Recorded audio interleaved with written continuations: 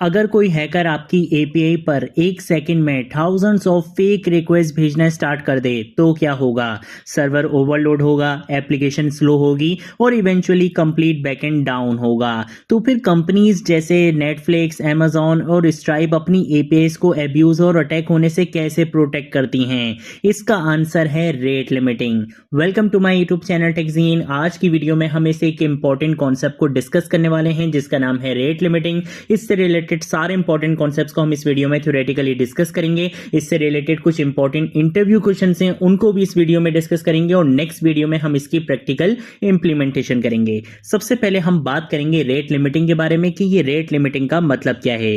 Rate limiting का simple मतलब ये है कि एक क्लाइंट कितनी रिक्वेस्ट भेज सकता है उसकी लिमिट डिफाइन करना। यानी अगर कोई यूजर या बॉट बहुत ज्यादा रिक्वेस्ट भेजे तो सर्वर उसे टेम्पोरली ब्लॉक कर देता है। ये एपीआई को स्पैम और एब्यूज से प्रोटेक्ट करता है। ये बेसिकली हमारे पास कॉन्सेप्ट होता है रेट लिमिटिंग का। अब अगर हम बात करते हैं कि भाई रेट लिमिटिंग क्यों इतनी इंपॉर्टेंट है, ठीक है, तो इसके बारे में भी बात कर लेते हैं।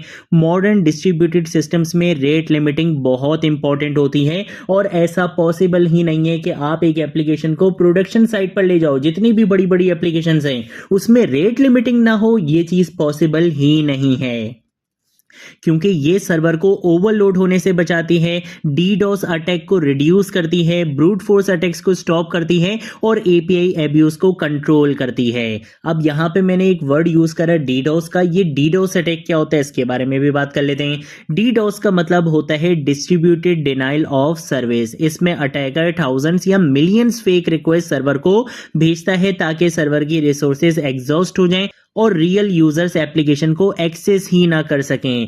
इसीलिए प्रोडक्शन सिस्टम में प्रोटेक्शन मैकेनिज्म्स बहुत जरूरी होते हैं यूज करना, ताकि डीडोस अटैक से बचा जा सके। और वही चीज बेसिकली हम यहाँ पे डिस्कस कर रहे हैं, रेट लिमिटिंग। अब बात करते हैं यार ये रेट लिमिटिंग काम किस तरह से करता है। तो भाई रेट लिमिटिंग का फ्लो बहुत सिंपल होता है। सर्वर इनकमिंग रिक्वेस्ट को ट्रैक करता है। हर यूजर आईपी या एपीआई की के लिए एक लिमिट डिफाइन होती है। अगर लिमिट क्रॉस हो जाए तो नेक्स्ट रिक्वेस्ट टेम्पोरली रिजेक्ट कर दी जाती है, सर्वर पर एक्स्ट्रा लोड नहीं आता है। देन उसके बाद अगर हम बात करेंगे कॉमन रेट लिमिटिंग रूल्स के बारे में, तो भाई रियल सिस्टम्स में कुछ कॉमन लिमिट्स होती हैं, जैसे 10 रिक्वेस्ट पर मिनट, 100 रिक्वेस्ट पर आवर्स या 1000 रिक्वेस्ट पर डे। ये सिस्टम की रिक्वायरमेंट्स पर डिपेंड करता है कि आपको क्या लिमिट अप्लाई करनी है। ये जस्ट एक एग्जाम्पल है। देन उसके बाद अगर हम बात करते हैं डिफरेंट रेट लिमिटिंग स्ट्रेटेजीज की, ये आपसे इंटरव्यूज में पूछा जा सकता है और हर स्ट्रेटेजी डिपेंड करती है सिनेरियो के ऊपर, ठीक है। सबसे पहले हम बात करते हैं आईपी बेस्ड लिमिटिंग के बारे में, जहां हर आईपी एड्रेस के लिए रिक्वेस्ट लिमिट होती है।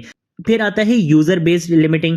हर लॉग्ड इन यूजर के लिए सेपरेट लिमिट आप अप्लाई करते हो। एपीआई की लिमिटिंग की बात करें तो पब्लिक एपीआई में एपीआई की बेसिस पर लिमिट्स अप्लाई करना, वो एपीआई की लिमिटिंग होती है। एंड पॉइंट स्पेसिफिक लिमिटिंग की बात करें तो सेंसिटिव राउट जैसे लॉग इन या पेमेंट एपीआई पर स्ट्रिक्ट लिमिट्स अप्लाई करना, वो basically and point specific limit होती है। कुछ पॉपुलर एल्गोरिथम्स हैं जो बेसिकली इंडस्ट्री में यूज किए जाते हैं, प्रोडक्शन इन्वायरमेंट में यूज किए जाते हैं, जिसमें फिक्स विंडो है, स्लाइडिंग विंडो है, टोकन बकेट है, लीकी बकेट है। फिक्स विंडो की अगर हम बात करें तो सिंपल काउंटर बेस अप्रोच, वो बेसिकली फिक्स विंडो है। मोर एक्यूरेट रिक्वेस्ट ट्रैकिंग के लिए हम स्लाइडिंग विंडो का यूज करते हैं। कंट्रोल रिक्वेस्ट फ्लो के लिए टोकन बकेट का और स्मूथ ट्रैफिक हैंडलिंग के लिए हम लीकी बकेट का यूज करते हैं।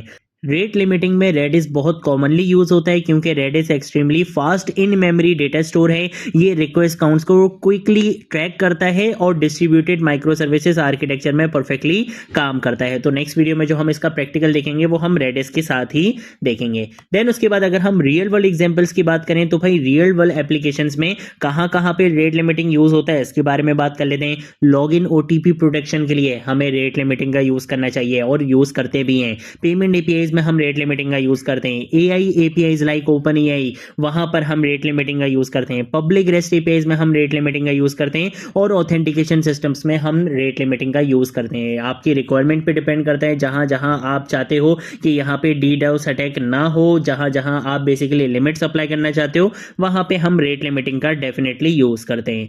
देन उसके बाद अगर हम बात करते हैं रेट लिमिटिंग और थ्रॉटलिंग के बारे में, बहुत सारे स्टूडेंट्स इसको सेम समझते हैं और ये आपसे इंटरव्यूज में भी डिफरेंस पूछा जाता है, इसके बारे में बात कर लेते हैं। पहली चीज तो ये कि ये दोनों सेम नहीं है, इन दोनों में डिफरेंस है, ठीक है। अब वो डिफरेंस क्या है उसके बारे में बात कर लेते हैं। रेट लिमिटिंग क्या है? एक्स्ट्रा रिक्वेस्ट को कंप्लीटली ब्लॉक कर देना, ये रेट लिमिटिंग का काम होता है। लेकिन अगर हम थ्रॉटलिंग की बात करें तो रिक्वेस्ट को स्लो प्रोसेस करना, ये थ्रॉटलिंग का काम होता है। थ्रॉटलिंग रिक्वेस्ट को ब्लॉक नहीं करता, वो बेसिकली स्लो कर देता है प्रोसेस को। लेकिन रेट लिमिटिंग क्या कर देता है? एक्स्ट्रा रिक्वेस्ट को कंप्लीटली ब्लॉक कर देता है। बेनिफिट्स क्या है रेट लिमिटिंग के? रेट लिमिटिंग के बहुत सारे बेनिफिट्स हैं। Better API security, reduce infrastructure cost, improve performance और स्टेबल यूजर एक्सपीरियंस, ये सारे बेसिकली क्या हैं? रेट लिमिटिंग के हमारे पास बेनिफिट्स हैं। देन उसके बाद अगर हम कुछ कॉमन मिस्टेक्स की बात करें जो डेवलपर्स करते हैं, तो उसमें से सबसे पहली मिस्टेक आती है ऑथेंटिकेशन एपीआई पर रेट लिमिटिंग ना लगाना। बहुत सारे डेवलपर्स ये मिस्टेक करते हैं, स्पेशली जो बिगिनर्स होते हैं, जिन्होंने नया नया बैकएंड सीखा होता है, वो बहुत बड़ी मिस्टेक ये करते हैं कि जो ऑथेंटिकेशन एपीआईज होती हैं उसके ऊपर रेट लिमिटिंग ही अप्लाई नहीं करते। सब यूजर्स के लिए सेम रेट लिमिट्स यूज करना, ये भी एक कॉमन मिस्टेक है। ब्लॉक ट्रैफिक मॉनिटर ना करना, ये भी एक कॉमन मिस्टेक है। हमें ब्लॉक ट्रैफिक को मॉनिटर डेफिनेटली करना चाहिए। और डिस्ट्रीब्यूटेड सिस्टम्स स्केलिंग को इग्नोर करना, ये भी कॉमन मिस्टेक्स का पार्ट है। देन उसके बाद अगर हम कुछ इंडस्ट्री बेस्ट प्रैक्टिसेस की बात करें तो भाई प्रोडक्शन सिस्टम्स में कुछ बेस्ट प्रैक्टिसेस फॉलो की जाती हैं, जैसे Redis based distributed rate limiting, वो हम नेक्स्ट वीडियो में कवर करेंगे प्रैक्टिकल। पब्लिक और प्राइवेट एपीआईज के लिए डिफरेंट रेट लिमिट्स, ये एक इंडस्ट्री बेस्ट प्रैक्टिस है जो आपको भी इंप्लीमेंट करनी चाहिए। रीट्राई आफ्टर हेडर्स की इंप्लीमेंटेशन करना और सस्पिशियस ट्रैफिक मॉनिटरिंग करना, ये सारी इंडस्ट्री लेवल बेस्ट प्रैक्टिसेस हैं जिसको आपको भी करना चाहिए। नेक्स्ट वीडियो में हम क्या करेंगे? Redis based distributed rate limiter बनाएंगे। कंप्लीट प्रैक्टिकल इंप्लीमेंटेशन में आपको करके दिखाऊंगा रेट लिमिटिंग की रेडिस के साथ। ये थी हमारी आज की वीडियो। अगर कोई चीज नहीं समझ आए नीचे कमेंट सेक्शन में पूछ लेना, सोशल मीडिया अकाउंट से पूछ लेना, मैं जरूर आप लोगों को रिस्पॉन्ड करूंगा।